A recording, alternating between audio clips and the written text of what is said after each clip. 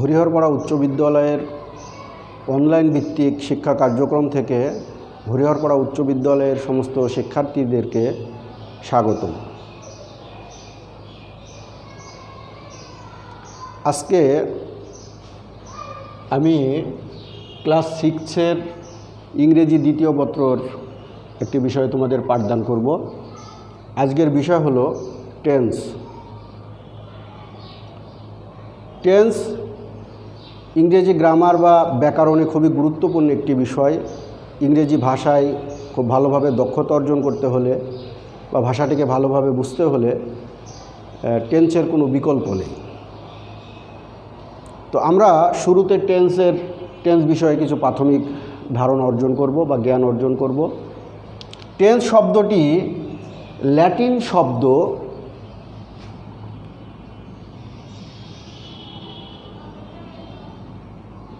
Tempus থেকে এসেছে।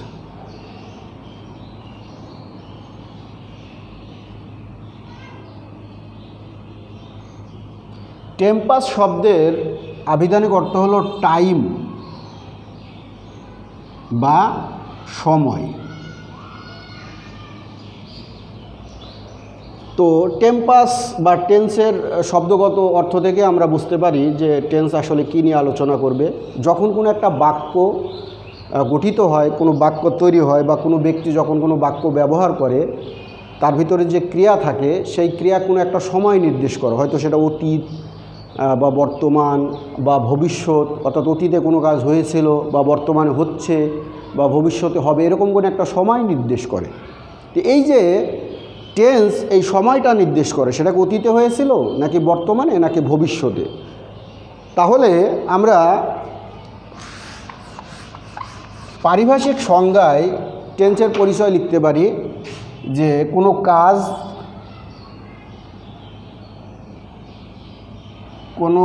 কাজ সংঘটিত হওয়ার সময়কে টেন্স বলে। অর্থাৎ কোনো একটা ভাব কোনো একটা নির্দিষ্ট সময়, একটা বাক্য নির্দিষ্ট সময় সংঘটিত হবে, সেটা কোন সময় সংঘটিত, অতীতে, বর্তমানে নাকি ভবিষ্যতে। তাহলে ক্রিয়া সংঘটিত হওয়ার সময় বা কোনো কাজ সংঘটিত হওয়ার সময়কে টেন্স বলে। প্রাথমিকভাবে এই টেন্সকে 3 ভাগে ভাগ করা হয়েছে। 1 নম্বর প্রেজেন্ট টেন্স,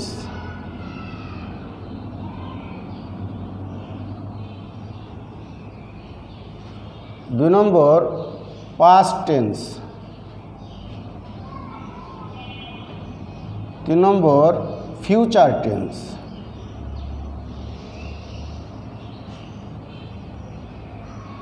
প্রেজেন্ট টেন্স অর্থ হলো বর্তমান কাল, পাস্ট টেন্স অর্থ হলো অতীতকাল এবং ফিউচার টেন্স অর্থ হলো ভবিষ্যৎকাল।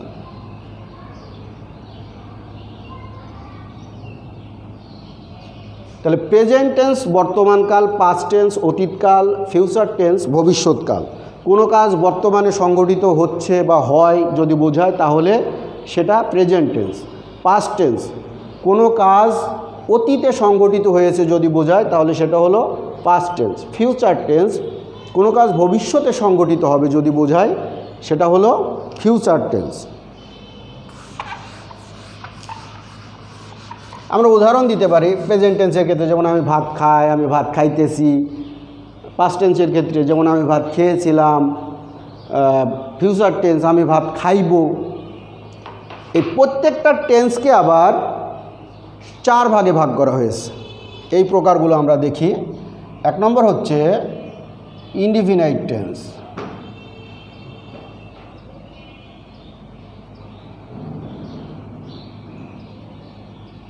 বা এটার আরেকটা নাম হলো সিম্পল টেন্স।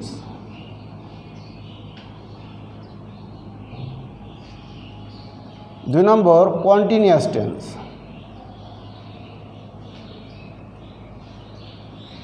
3 নম্বর পারফেক্ট টেন্স।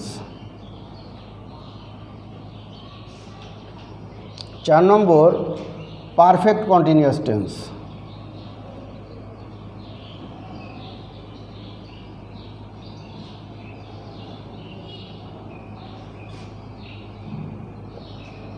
একটু খেয়াল করি, ইনডিফিনাইটের আরেকটা নাম হলো সিম্পল বা সাধারণ, অর্থাৎ সাধারণভাবে কোনো কালে কোনো কাজ হবে। কন্টিনিউয়াস চলমান, কোনো একটা কালে কাজটা চলমান থাকবে। পারফেক্ট পুরাঘটিত কাল, পারফেক্ট কন্টিনিউয়াস টেন্স পুরাঘটিত চলমান বা ঘটমান কাল। তো এই টেন্সগুলো বা এই প্রকারগুলো প্রতিটি টেন্সের সাথেই সংযুক্ত হবে। অর্থাৎ আমরা যখন প্রেজেন্ট টেন্স বলবো, প্রেজেন্ট টেন্স 4 প্রকার: present indefinite tense, present continuous tense, present perfect tense, present perfect continuous tense. ঠিক একই রূপে যদি পাস্টের ক্ষেত্রে যায়, past indefinite tense, past continuous tense, past perfect tense, past perfect continuous tense. অনুরূপভাবে আমরা যদি ফিউচারের ক্ষেত্রে এগুলো ব্যবহার করি, তাহলে future indefinite tense, future continuous tense, future perfect tense, future perfect continuous tense. তাহলে সর্বমোট টেন্স দাঁড়ালো হচ্ছে 12 প্রকার। প্রতিটা টেন্সের গঠন প্রণালী এবং এর ব্যবহার বা বিষয়গুলো প্রতিটার ক্ষেত্রে আলাদা আলাদা। এখন আমাদেরকে এই 12টা টেন্সের পরিচয়, চেনার উপায় এবং গঠন প্রণালী আমাদেরকে আয়ত্ত আনতে হবে বা মুখস্থ করতে হবে। তাহলে আমরা যখন কোনো ইংরেজি পড়ব তাহলে বুঝতে পারবো এখানে কোন ধরনের সাহায্যকারী ভার্ব বসবে, কি বসবে, কোথায় আইএনজি বসবে, কি বসবে না, কোথায় এম বসবে, কোথায় ইজ বসবে। তো এক্ষেত্রে আমরা সহজে তাহলে এই টেন্সগুলোর ব্যবহার করতে পারবো এবং আমরা এটা বিষয়ে বুঝতে পারবো। এখন আমি তোমাদের এই 12টা টেন্সের ধারাবাহিকভাবে চেষ্টা করব প্রত্যেকটা টেন্সের পরিচয়, চেনার উপায় এবং গঠন প্রণালী শেখানোর জন্য। প্রথমেই তোমাদেরকে এই বিশেষ করে ক্লাস 6-এ তোমাদের প্রথম টেন্স পড়ানো হচ্ছে। এর আগে প্রাইমারি লেভেলে তোমাদের টেন্স বা গ্রামার অংশ হয়তো ছিল না, কোনো কিন্ডারগার্টেন বা প্রাইভেট প্রতিষ্ঠান হয়তো পড়ায়, কিন্তু সরকারি প্রাইমারিগুলোতে গ্রামার পড়ানোর কোনো অপশন বা সুযোগ নেই। তো এই এই টেন্স মূল বিস্তারিত যাওয়ার আগে আমি তোমাদের কয়েকটা বিষয়, প্রথম যে টেন্সটা আসছে সেটা হলো প্রেজেন্ট ইনডিফিনাইট টেন্স।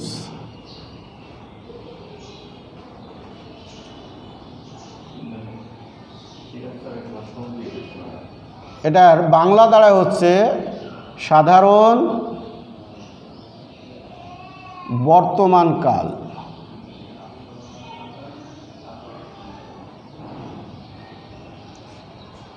12টা টেন্সের প্রথম টেন্স হলো প্রেজেন্ট ইনডিফিনাইট টেন্স বা সাধারণ বর্তমান কাল। এই টেন্সের বিস্তারিত যাব, তার আগে তোমাদের টেন্স মনে রাখার সহজ কিছু উপায় বলি।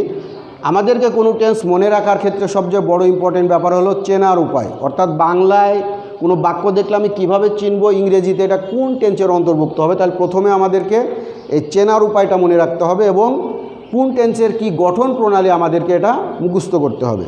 তাহলে প্রথমে পরিচয় আসি যে প্রেজেন্ট ইনডিফিনাইট টেন্স কাকে বলে। সাধারণ বর্তমান কাল, এই অর্থ দেখলে আমরা বুঝতে পারি এটা কাকে বলে। অর্থাৎ সাধারণভাবে বর্তমানকালে কোনো কাজ করা বা হওয়া বোঝালে তাকে প্রেজেন্ট ইনডিফিনাইট টেন্স বলে। আমাদের খুব চেনার উপায়টা খুব ইম্পর্টেন্ট, আমাদের এটা চেনার উপায় মনে রাখতে হবে। সাধারণত বাংলা ক্রিয়াপদের শেষে রস্বই, এ, অ, ও, অন্ত্যস্ত এই সব চিহ্নগুলো যদি থাকে, অর্থাৎ আমি যে বাংলা বাক্যটা ব্যবহার করব সেই বাক্যের ক্রিয়াপদের শেষে যদি রস্বই, এ, অ, ও, অন্ত্যস্ত এই চিহ্নগুলো বা আরও কিছু চিহ্ন আছে ইত্যাদি চিহ্নগুলো যদি থাকে তাহলে আমরা বুঝবো যে এটা প্রেজেন্ট ইনডিফিনাইট টেন্স। একটু উদাহরণ দেই, যেমন সে বই পড়ে, এই যে পড়ে এটা ক্রিয়াপদ, অর্থাৎ আমরা দেখব ক্রিয়াপদের শেষ। তাহলে পরে শেষে শব্দটা খেয়াল করো যে পর যোগ এ, এই যে এ চিহ্নটা পেলাম, অর্থাৎ এই যে এই একারটা, এই একারের মাধ্যমে এই যে একার, তাহলে আমরা বুঝতে পারলাম যে এটা প্রেজেন্ট ইনডিফিনাইট টেন্স, সে বই পড়ে। তাহলে এই ক্রিয়াপদের শেষে যে একারটা দেখলাম এটা দ্বারা বুঝলাম এটা প্রেজেন্ট ইনডিফিনাইট টেন্স এবং যেহেতু বর্তমানে পড়তেছে এটা প্রেজেন্টের অন্তর্ভুক্ত। অনুরূপভাবে যেমন সে স্কুলে যায়, এই যে যায় অন্ত্যেয়স্থ। অনুরূপভাবে যেমন আমি পড়ি, এই যে পড় যোগ ই পড়ি, এই যে রস্যইকার। তাহলে শিক্ষার্থীরা খেয়াল করো, তাহলে ক্রিয়াপদের শেষে এ, এখানে এ আছে, এখানে অন্ত্যস্ত, এখানে অন্ত্যস্ত আছে, এখানে রস্যই, এখানে রস্যই আছে। অর্থাৎ এই চিহ্ন দেখলে আমরা বুঝবো যে এটা প্রেজেন্ট ইনডিফিনাইট টেন্স। এটা মুখস্থ করা খুব জরুরি, তাহলে আমরা যখন বাক্য গঠন করব বা ট্রান্সলেশন করব তখন বুঝতে পারবো যে এটা এই টেন্সের অন্তর্ভুক্ত। তাহলে এক কথা বলতে পারি, বাংলা ক্রিয়াপদের শেষে যদি রস্যই, এ, অ, ও, অন্ত্যস্ত এইসব চিহ্নগুলো থাকে তাহলে আমরা বুঝবো এটা প্রেজেন্ট ইনডিফিনাইট টেন্স।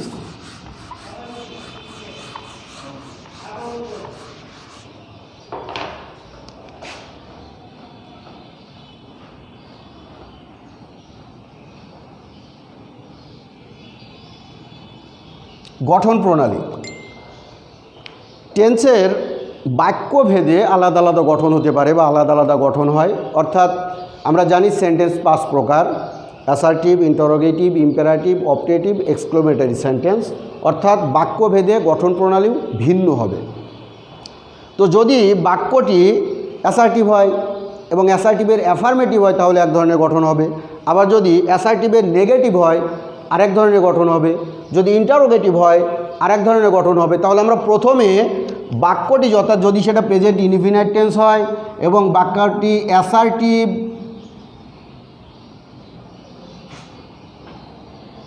এবং অ্যাফার্মেটিভ হয়, অর্থাৎ বিবৃতিমূলক এবং হাবোধক হবে।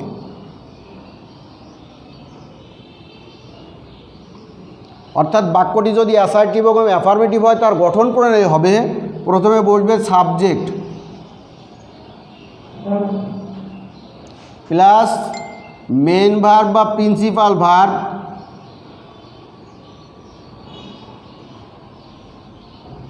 মেন ভার্বের প্রেজেন্ট ফর্ম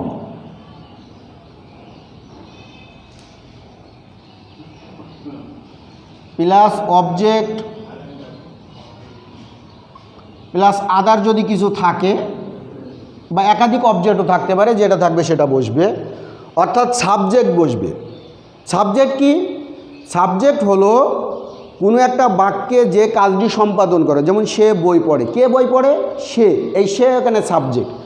অর্থাৎ ক্রিয়াকে যদি আমি কে দ্বারা প্রশ্ন করি যে উত্তরটা পাবো সেটাই সাবজেক্ট। অর্থাৎ ক্রিয়া যে সম্পাদন করে সেই সাবজেক্ট। তাহলে প্রথমে বসবে সাবজেক্ট। এরপর মেন ভার্বের প্রেজেন্ট ফর্ম। আমরা জানি ভার্বের 3টা ফর্ম আছে: present form, past form, past participle form. এই 3টা ফর্মের প্রেজেন্ট ফর্ম বসবে। এরপর অবজেক্ট থাকলে অবজেক্ট বসবে, না থাকলে বসবে না, আরও কিছু থাকলে সেটাও বসবে।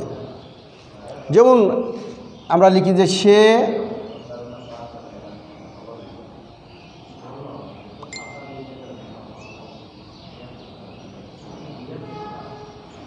বই পড়ে। সে কি? সে হলো সাবজেক্ট, তাহলে হি। এরপরে মেন ভার্বের প্রেজেন্ট ফর্ম। এখানে পড়াটা হলো ভার্ব, তাহলে পড়ার ইংরেজি হলো রিড, বুক। এক্ষেত্রে একটা নোট তোমাদের মনে রাখতে হবে, সেটা হলো সাবজেক্টটি যদি থার্ড পারসন সিঙ্গুলার নাম্বার হয়, সাবজেক্টটি যদি থার্ড পারসন সিঙ্গুলার নাম্বার হয় তাহলে মূল ভার্বের শেষে এস বা ইএস বসবে। এজন্য এই হিটা হলো থার্ড পারসন সিঙ্গুলার নাম্বার, এজন্য ভার্বের শেষে এস বসেছে। তাহলে শিক্ষার্থীরা আবার খেয়াল করো, যদি বাক্যটি অ্যাসার্টিভ এবং অ্যাফার্মেটিভ হয় তাহলে তার গঠন প্রণালী হবে প্রথমে সাবজেক্ট অর্থাৎ কর্তা বসবে যে কাজটি করতেছে, এরপর মেন ভার্ব বসবে এবং মেন ভার্বের 3টা ফর্মের প্রেজেন্ট ফর্ম বসবে এবং অবজেক্ট এবং আদার যদি কিছু থাকে সেটা বসবে। আরেকটা জিনিস মনে রাখতে হবে যে সাবজেক্ট যদি থার্ড পারসন সিঙ্গুলার নাম্বার হয়, আমরা জানি পারসন 3 প্রকার: first person, second person, third person. প্রত্যেকটা পারসন আবার সিঙ্গুলার আছে, প্লুরাল আছে। অর্থাৎ যদি এই মোট 6টা পারসনের যদি subject third person singular number হয় সেখানে এস বা ইএস বসবে। তাহলে প্রথমে আমাদের খুব সহজে মনে রাখার জন্য হি, সি, রহিম, করিম, ইট এগুলো হলো থার্ড পারসন সিঙ্গুলার নাম্বার।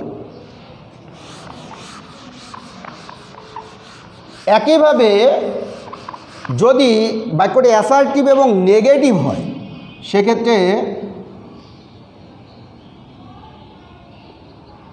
অর্থাৎ বাক্যটি যদি অ্যাসার্টিভ এবং নেগেটিভ হয় সেক্ষেত্রে গঠন প্রণালী একটু বদলে যাবে।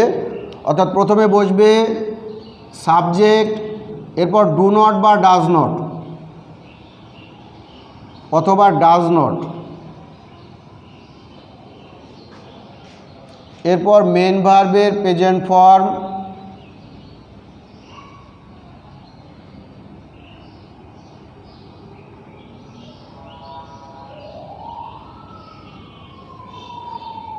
প্লাস অবজেক্ট প্লাস আদার যদি কিছু থাকে সেটা বসবে। তাহলে শিক্ষার্থীরা খেয়াল করো, যদি বাক্যটি অ্যাসার্টিভ এবং নেগেটিভ হয় প্রথমে সাবজেক্ট অর্থাৎ কর্তা বসবে, এরপর ডু নট অথবা ডাজ নট বসবে, এরপর মেন ভার্বের প্রেজেন্ট ফর্ম, এরপরে অবজেক্ট আরও আদার কিছু থাকলে বসবে। এখন আমাদের এখানে ডু নট অথবা ডাজ নট বলা হচ্ছে, ডাজ নট কোথায় বসবে? সাবজেক্টটি যদি থার্ড পারসন সিঙ্গুলার নাম্বার হয় তাহলে সেক্ষেত্রে বসবে ডাজ নট, বাকি সব জায়গায় ডু নট বসবে। উদাহরণ দিই, যেমন সে স্কুলে যায় না,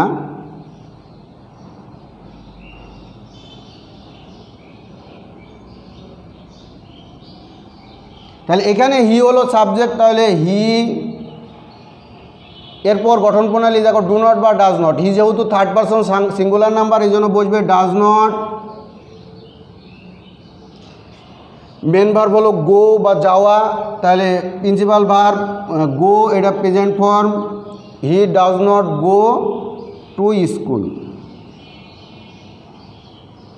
তাহলে শিক্ষার্থীরা খেয়াল করো, সে স্কুলে যায় না, হি সাবজেক্ট, এরপরে ডু নট বা ডাজ নট, তাহলে এখানে যেহেতু থার্ড পারসন সিঙ্গুলার নাম্বার এই জন্য ডাজ নট। মেন ভার্ব যাওয়া, যাওয়ার ইংরেজি হলো গো এবং তিনটা ফর্মের গো হলো প্রেজেন্ট ফর্ম। স্কুলের প্রতি যেহেতু যায় সেহেতু টু স্কুল। তাহলে আমরা সংক্ষেপে আবার বলি, বাক্যটি যদি অ্যাসার্টিভ এবং নেগেটিভ হয় প্রথমে সাবজেক্ট, ডু নট অথবা ডাজ নট, মেন ভার্বের প্রেজেন্ট ফর্ম এবং অবজেক্ট বা আরও কিছু থাকলে সেগুলো বসবে। এখন বাক্যটি যদি ইন্টারোগেটিভ হয় বা প্রশ্নবোধক হয় সেক্ষেত্রে রুলসটা কী? সেন্টেন্সটি যদি ইন্টারোগেটিভ হয়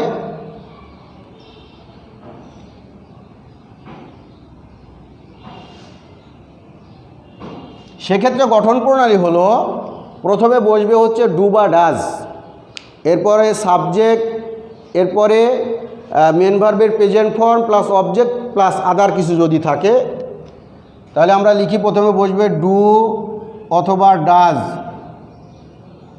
প্লাস সাবজেক্ট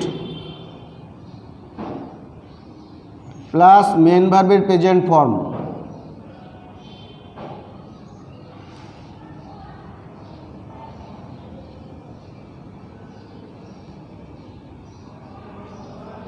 প্লাস অবজেক্ট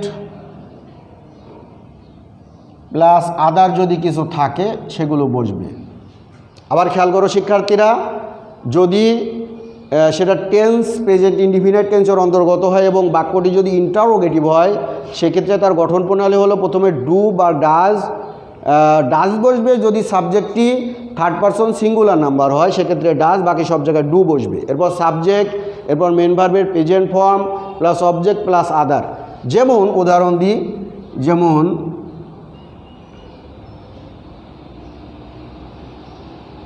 আমরা কি স্কুলে যাই?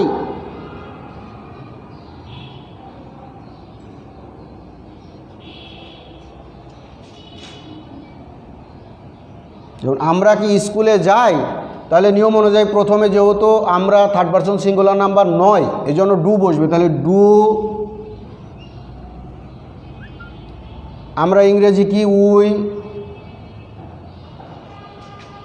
মেন ভার্বের present form go to school.